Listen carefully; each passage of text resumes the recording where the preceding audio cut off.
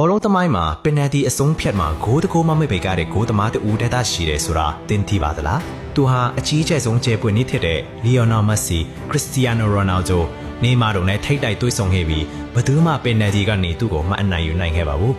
သူဟာအီရောပရဲ့အကြီးဆုံးကလပ်အသင်းချို့မှာကစားခဲ့ပြီးအဓိကဆုဖလားတွေရရှိခဲ့တယ်လို့အရေးအကြီးဆုံးအချိန်တွေမှာလည်းစွမ်းဆောင်ရည်ကောင်းတွေပြသနိုင်ခဲ့ပါတယ်